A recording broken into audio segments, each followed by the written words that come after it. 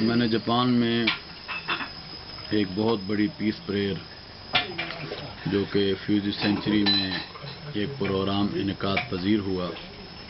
جس میں تمام مذاہب سے تعلق رکھنے والے لوگ شریک ہوئے اور 15,000 سے زیادہ جاپنیز نے شرکت کی۔ اس میں اللہ تبارک و تعالی نے مجھے امن پیس میسج اور دعا سورۃ فاتحہ لفظ ب لفظ ان لوگوں کو پڑھانے کا موقع عطا فرمایا،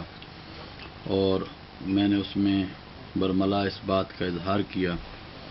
کہ جاپان وہ ملک ہے جس نے لاکھوں لوگوں کی قربانیاں دے کر ناگاساکی اور ہیروشیما میں ایک مثال کو قائم کیا، اور امن کے فروغ کے سلسلہ میں امن کا یہ بہت بڑا پیغام اور میسج ہے۔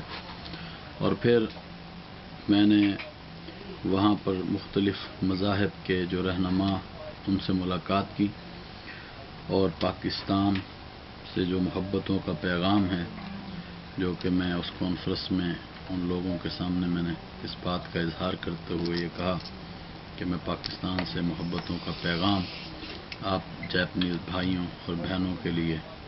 اور لیڈیز اینڈ جینٹل مین کے لیے لے کر آیا ہوں۔ اور اس دورے میں پھر ایک انٹرفیتھ ڈائیلاگ کانفرنس جو وہاں پر فیوجی سینچری میں انعقاد پذیر ہوئی، اور اس میں بھی بولنے کا مجھے موقع ملا، اور پاکستان سے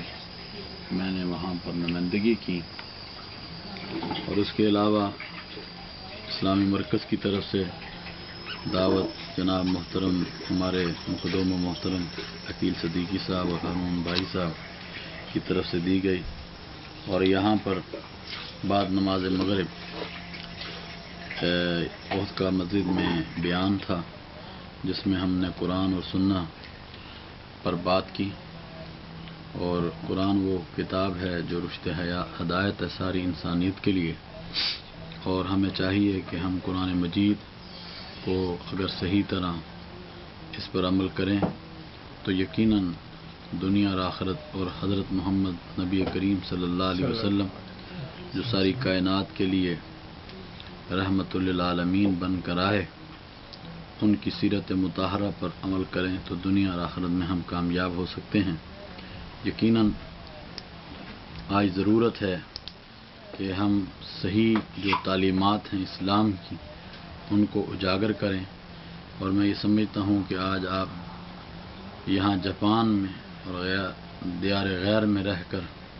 اس مسجد کے ساتھ اپنے تعلق کو جوڑے ہوئے ہیں۔ میری دعا ہے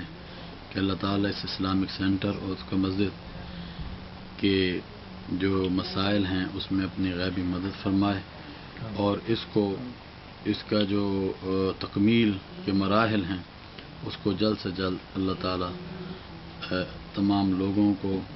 توفیق عطا فرمائے کہ وہ بڑھ چڑھ کر اس میں اپنا حصہ لیں اور اس کی تکمیل ہو۔ یقیناً ایسی مساجد اور ایسی مدارس اور ایسی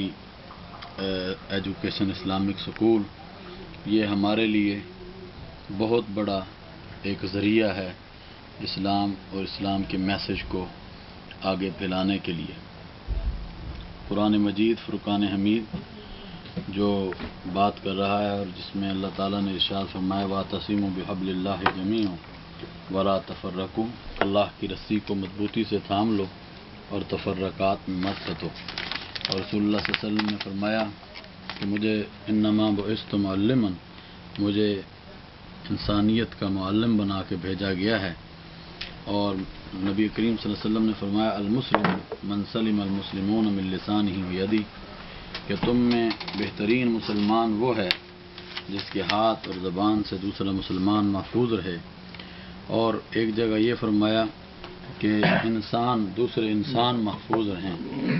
تو یقیناً اسلام انسانیت کی فلاح و بہبود کی بات کرتا ہے، اور اسلام سلامتی اور محبت کا پیغام دیتا ہے۔ اور میں نے کل کی اس تقریب میں جس میں ہزاروں لوگ آئے، اس میں نے کہا کہ جہاں دوسرے مذاہب امن کی بات کرتے ہیں تو ہمارا تو اسلام اور اسلام کا معنی ہی امن اور سلامتی ہے، تو یقیناً ہمیں اسلام کی جو صحیح معنوں میں جو باتیں ہیں ان کو سمجھنا ہے اور ان کو پر عمل کرنا ہے۔ تو آج یہ جاپان جیسا ملک پوری دنیا کے اندر بڑھ چڑھ کر ترقی یافتہ ملک بن کر ابھر رہا ہے۔ یقیناً ان لوگوں نے ایسے ہی نہیں اپنے آپ کو دنیا کے سامنے پیش کیا اور دنیا میں اپنے نام کو اور ڈنکے کو منوایا ہے، بلکہ انہوں نے یہ ثابت کیا ہے۔ تو کیوں نہیں ہم جن کے پاس طاقت بھی ہے اور ذہن بھی ہے، ساری چیزیں ہیں، تو ہم بھی اس کو آگے لے کر اپنے ملک کو جا سکتے ہیں۔ ہمیں بھی اس طرح کی ترقی، ہم بھی اپنی ترقی میں آگے قدم بڑھا سکتے ہیں، مگر کہ ہمارا دل، دماغ، نیتیں صاف ہو جائیں۔ تو ہم یہ سمجھتے ہیں کہ پاکستان پر جو اس وقت جن حالات سے دوچار ہے، اس میں ضرورت ہے کہ اتفاق، اتحاد اور محبت کی، اور انشاءاللہ العزیز پاکستان وہ دن دور نہیں ان فیوچر کہ پاکستان امن کا گہوارہ بنے اور پاکستان میں جو بسنے والے لوگ ہیں ان کو امن، آشتی اور محبت اور امن ملے۔ تو میں انہی باتوں پر اتفاق کروں گا، اور یہاں پر اور بھی تھوڑی سی جو مصروفیات ہیں